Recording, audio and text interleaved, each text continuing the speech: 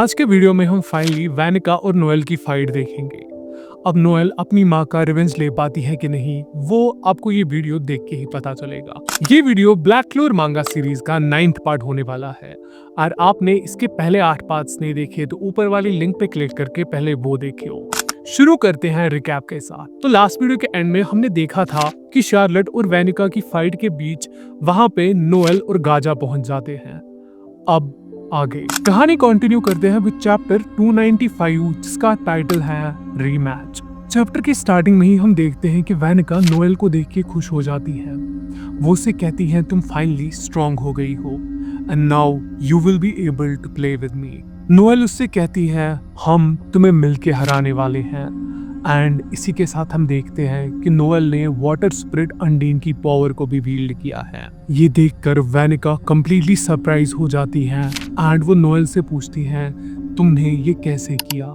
कहानी पास्ट में ट्रांजिशन करती है जहां हम देखते हैं कि अंडीन नोएल से कहती है अल्टीमेट मैजिक से पहले तुम्हें एक दूसरी पावर को पहले एक्वायर करना पड़ेगा। वो उससे कहती हैं कि वैनिका वाली फाइट में उसका सारा माना ड्रेन हो गया था जिसकी वजह से उसके और लोनोपेचका के बीच का कॉन्ट्रैक्ट टूट गया। मैं माना रिस्टोर करने के लिए एक क्वालिफाइड मेज की ग्रिमोर के अंदर चली गई एंड दैट मेज इज यू।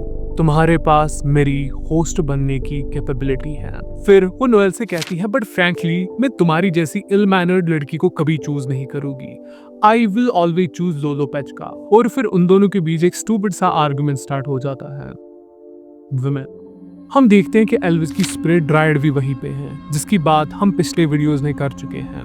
वो उनसे कहती है कि वैनिका ने मेगेक्युला को फिजिकली मैनिफेस्ट कर दिया है विच मीन्स उसे बस आस्टा और बाकी आर्केन स्टेज मेज हरा सकते हैं।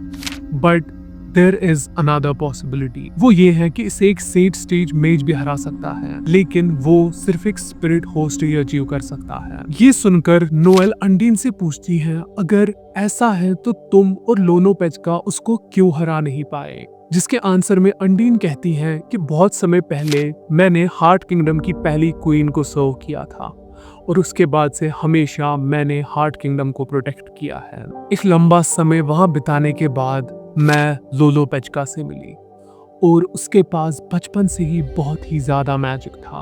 इवन दो वो नेक्स्ट क्वीन बनने के लिए क्वालिफाइड थी स्टिल वो बाकी ऑर्डिनरी प्रिंसेस से काफी अलग थी। वो कभी कोई अटैक स्पेल सीख ही नहीं पाई because that girl is far too kind. मैंने उसे कभी सेंट स्टेज के बारे में कुछ बताया ही नहीं और पूरी कोशिश की कि वो फाइट और कॉन्फ्लिक्ट से हमेशा दूर रहे।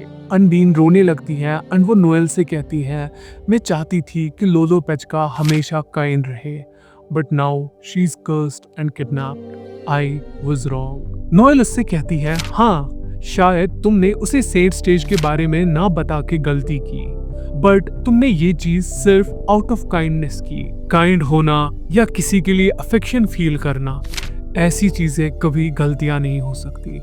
मुझे पता है कि तुम मुझे पसंद नहीं करती बट अभी के लिए हमारे गोल सेम है तो हेल्प मी। हम वैनिका को डिफीट करके लोलोपेचका को वापस लाएंगे। कहानी प्रेजेंट में ट्रांजिशन करती है जहां वैनिका नोएल से कहती हैं कि मैं लोलोपेचका को नई चीजें सिखा रही हूँ एंड उसे वो चीजें करने में मजा आ रहा है। अब तुम भी इस पे अटैक करो so you will both feel good. Noel Vanika पे अटैक करती है और उससे कहती है तुम सबको हर्ट करती हो और फिर बिना मतलब हंसने लगती हो। It's just intolerable. इसी के साथ वो स्पिरिट डाइव यूज करके एक ब्यूटीफुल फॉर्म ले लेती है एंड यहीं पे चैप्टर एंड हो जाता है। कहानी कंटिन्यू करते हैं विद चैप्टर 296 जिसका टाइटल है द सीक्रेट वैल्करी। चैप्टर की स्टार्टिंग में ही हम देखते हैं कि वैनिका एक सडन चिल फील करती है। वो बहुत सारे कर्स पीस को नोएल पर अटैक करने के लिए भेज देती है लेकिन उन्हें नोएल इजीली डिस्ट्रॉय कर देती है। ये देखकर वैनिका सरप्राइज हो जाती है। वो कहती हैं इन मैजिक बीस्ट की स्ट्रेंथ जितनी हार्ट किंगडम में थी उससे अभी कई गुना ज्यादा है। मैं इतने टाइम से ऐसे ही अपोनेंट का वेट कर रही थी। यहाँ से अंडीन नोएल से कहती हैं कि हमारे पास सिर्फ 1 मिनट है इसको हराने के लिए। नोएल उससे कहती है नहीं मैं इसको 30 सेकंड में खत्म करने वाली।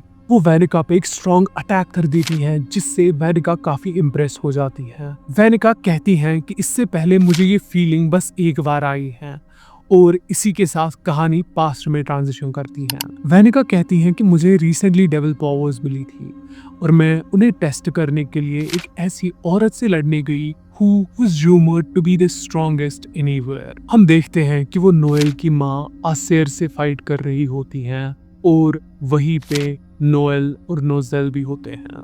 वेनिका आसेर से कहती है why would you have them? तुम्हारे बच्चे सिर्फ तुम्हें वीक करेंगे। जिसके आंसर में आसेर उससे कहती है कि दुनिया में सबसे स्ट्रॉन्गेस्ट एक माँ होती है who is protecting her children। और वो लिटरली वेनिका को बीच से पियर्स कर देती है, लेकिन वेनिका एक कर्स यूज करके खुद को बचा लेती है। कहानी प्रेजेंट में ट्रांजिशन करती है जहाँ वेनिका नोएल से कहती है that was the only day जिस दिन मुझे एक लीथल वुंड आया था। मुझे ये फाइट वहीं से कंटिन्यू करनी है जहाँ वो एंड हुई थी। नोएल उस पे एक स्ट्रॉन्ग स्पेल कास्ट कर देती है जो वेनिका के सारे बीस को डिस्ट्रॉय कर देता है और वो वेनिका को उसी तरह पियर्स करती है जिस तरह आसेर ने किया था। वो वेनिका से कहती है तुम्हें जो मन करता है तुम हमेशा वही करती हो, but today I will make you पे। एंड इसी के साथ ये चैप्टर खत्म हो जाता है।